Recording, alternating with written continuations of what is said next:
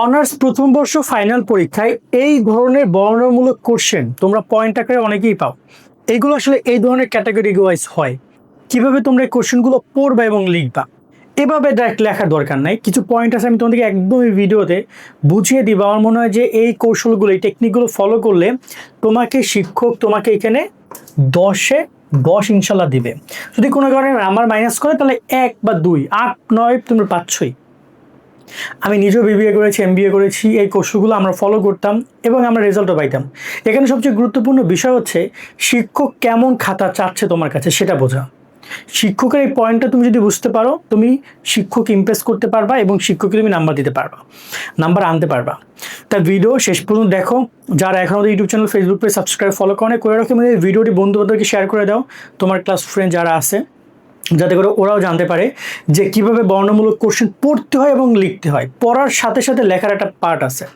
আমি এখানে অনেকগুলো কোটেশন রেখেছি, পয়েন্ট লিখে রেখেছি। এটার কিছু কারণ আছে, এই বিষয়টাও বলছি। দেখো, আগে বোঝো প্রশ্ন কোন ক্যাটাগরির হয়। একটা প্রশ্নকে মূলত দুইটা ক্যাটাগরি হয়।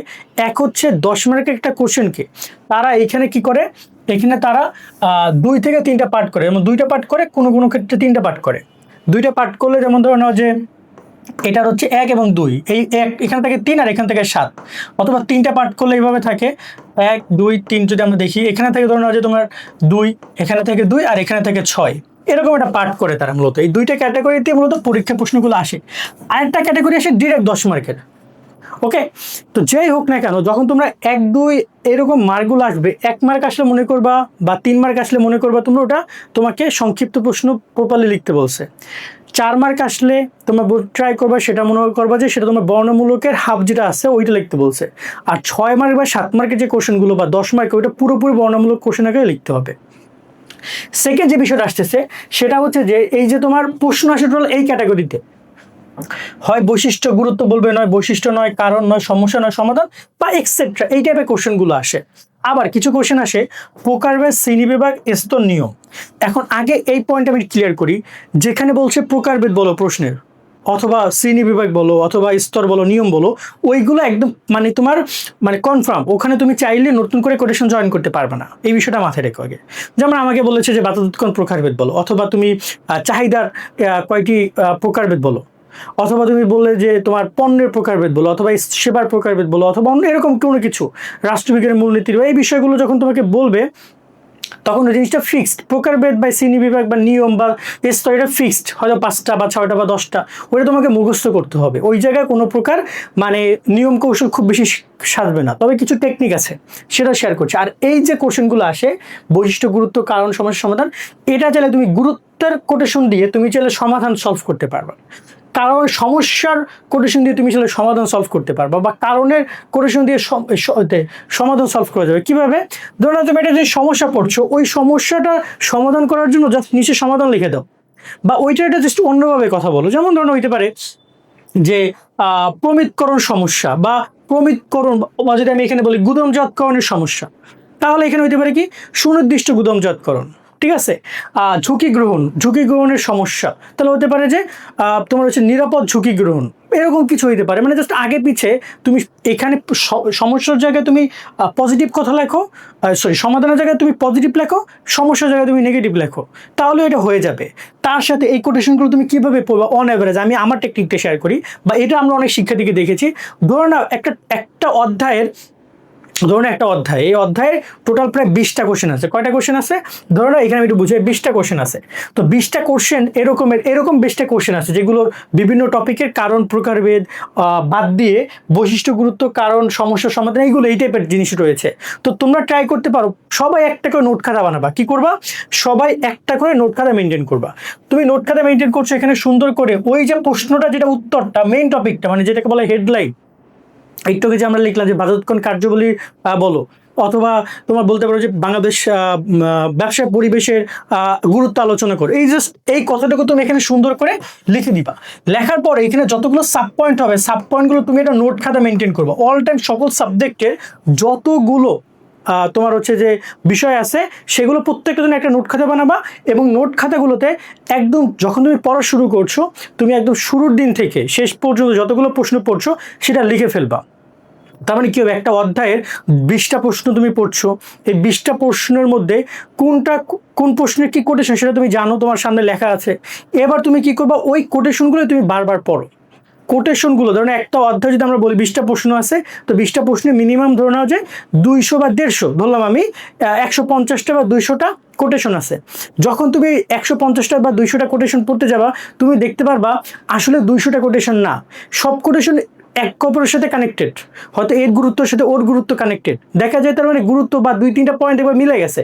তার মানে 200 কোশ্চেন যখন তুমি মিলে যাবা, দেখবে যে আলটিমেটলি কোর্স পয়েন্ট আছে সর্বোচ্চ 80 থেকে 100টা। তোমাকে পড়তে হবে করে 80 থেকে 100টা পয়েন্ট, সাব পয়েন্ট বা পয়েন্ট বা কোটেশন পড়তে হবে, বাকিগুলো নাই, কারণ ওইগুলো সবই একটা জায়গায় অন্য একটা জায়গায় ব্যবহার করতে পারবো, একই কথা জাস্ট ঘুরায় পেঁচা দিয়ে দিছে তারা।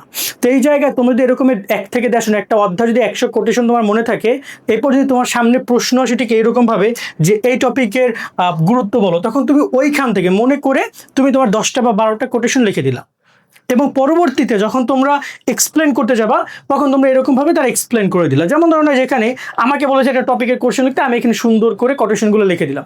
সবার আগে কি করবা, প্রশ্ন যখন লিখতে যাবা তখন তোমরা আগে কোটেশনগুলো লিখে ফেলবা, যে কটা কোটেশন জানো। তুমি যদি 10টা জানো, 15টা জানো, 15টা কোটেশন লিখে দেন পরবর্তী লাইন থেকে তুমি এটা বিস্তারিত লেখা শুরু করবা। আশা করি বুঝেছো যে তোমরা একটা অধ্যায়ের যতগুলো পয়েন্ট আছে সেই পয়েন্টগুলো আগে মনে করার ট্রাই করো, এবং সেটা প্রশ্ন ভেদে কোথায় কোথায় ব্যবহার করতে হবে সেটাও বাসায় বসে প্র্যাকটিস করো। দেখবা যে পরীক্ষার হলে গিয়েও তোমাকে ওই পয়েন্টের জন্য স্পেশাল যে কোটেশন 10টা রয়েছে ওটা আলাদাভাবে মুখস্থ করার দরকার নেই, এভাবে মনে রাখাও সম্ভব না।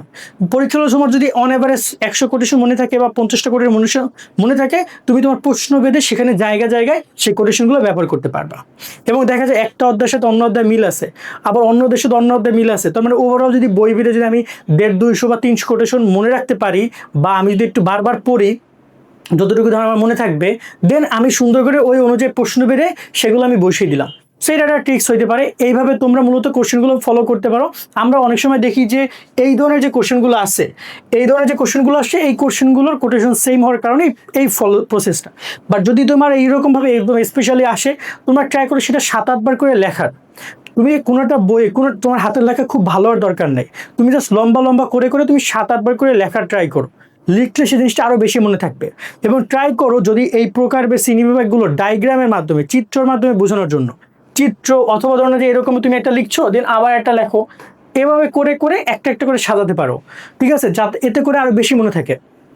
এবং পরীক্ষার সময় ট্রাই করবা যদি কোনো প্রকারভেদ, কারণ শ্রেণীবিভাগ এই টাইপের কোনো প্রকারভেদ শ্রেণীবিভাগ এই টাইপের কিছু আসে, স্তর আসে, তোমরা এরকম করে করে দেখানোর জন্য, যাতে করে শিক্ষক ইমপ্রেস হয়, খাতাটাও সুন্দর দেখায়। এবং আমি আবারও বলছি, যখন তোমাদের প্রশ্ন আসবে, তোমরা প্রশ্নের শুরুতে এখানে সুন্দর করে ভূমিকা লিখবা, ধরো না আগে পৃষ্ঠা ভূমিকা লিখবা, পরের পৃষ্ঠা তুমি এরকম কোটেশনগুলো লিখবা, আর পরের পেজ থেকে তুমি এরকম বিস্তারিত লেখা শুরু করবা। ধরো না তোমার এখানে ক্রয় কথা বলছো, তো ক্রয় যে কোনো জিনিসে যাইতে পারে, যেমন বাজারের একটা পয়েন্টে ক্রয় যেতে পারে, অথবা বাজারজাতকরণ একটা পয়েন্টে যেতে পারে, অথবা সেবার একটা পয়েন্টে ক্রয় যেতে পারে। যেখানে ক্রয় যখন কেন ক্রয় নিয়ে বিস্তারিত তো লিখতেই পারবা, তাই না? বিক্রয় নিয়ে বিস্তারিত লিখতে পারবা, পরিবহন নিয়ে বিস্তারিত লিখতে পারবা, এভাবে করে করে তুমি তোমার মতো করে লিখবা। সো এই পয়েন্টগুলো ফলো করবা, তোমাদেরকে আমরা এটি পরামর্শ দিব। আর ওভারঅল 10 মার্কের একটা কোশ্চেন যদি তোমরা মোটামুটি 5 থেকে 6 পেজ লেখো, এনাফ। প্রতি পেজে 2 মার্কের জন্য, প্রতি পেজ 2 মার্কের জন্য। সো 10 মার্ক 5 পেজ লিখলে এনাফ।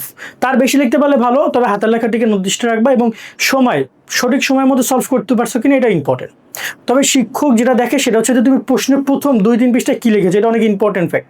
তা প্রথম 1-2 পৃষ্ঠা খুব সুন্দরভাবে উত্তরগুলো উপস্থাপন করার ট্রাই করবা, এবং তুমি যদি এই ফর্ম্যাটটা ফলো করো যে তুমি তোমার গুরুত্বপূর্ণ কোটেশনগুলো প্রথম পেজেই রাখছো বা দ্বিতীয় পেজে রাখছো ভূমিকার পরে, এতে করে শিক্ষক আরও বেশি ইমপ্রেস হয়। কেন? কারণ সে ওই প্রায় 5-6টা পৃষ্ঠা উল্টে তারপর এগুলো পড়তে হচ্ছে না, সে এক চোখেই সবগুলো পয়েন্ট দেখে নিচ্ছে যে কোনগুলো সঠিক, এবং সে তোমাকে মার্কিং করতে পারছে খুব সহজে।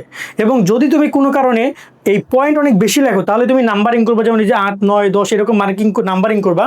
আর যদি পয়েন্ট খুবই কম লেখো, তাহলে তুমি এখানে এরকম স্টার চিহ্ন ব্যবহার করতে পারো, স্টার অথবা কোনো সাংকেতিক চিহ্ন, যেটা করার মাধ্যমে অত বেশি বোঝানোর দরকার নেই। তো এটা কিছুটা ব্যবহার করে শিক্ষককে বোঝানোর চেষ্টা করবে যে স্যার এগুলো পয়েন্ট আমার, এবং এই পরবর্তী পেজে তুমি এগুলো বিস্তারিত লেখার চেষ্টা করবা। আর বিস্তারিত লেখার ক্ষেত্রে তুমি খুব অনেকখানি বিস্তারিত লেখার দরকার নেই, মোটামুটি 1 পৃষ্ঠার মধ্যে 2টা, 3টা, 4টার মতো পয়েন্ট তুমি লেখার মতো এরকম বিস্তারিত লিখবে। তো যদি ধরি 1টা পৃষ্ঠা 3টা বিস্তারিত লিখবা, তো 10টা পয়েন্ট লিখলে তোমার হয়তো বা 3 পেজ বা 3.5 পেজ লাগছে, আবার এক পেজটা পুরো এই পয়েন্টে চলে যাচ্ছে, এই 4 পেজ 4.5 পেজ ভূমিকায় চলে যাচ্ছে, তো 5-6 পেজ কিন্তু এমনিও হয়ে যায়। এবং সেটি শেষে অবশ্যই উপসংহার লিখবা, প্রত্যেকটা জিনিসে ভূমিকা থাকবে, উপসংহারও থাকবে। আশা করি বুঝতে পারছি যে কীভাবে তোমরা পয়েন্টগুলো ক্লিয়ার করবা। তো আজকের মতো ভিডিওটা শেষ করছি এখানে। সকলে অনেক অনেক ভালো থাকো। আল্লাহ হাফেজ।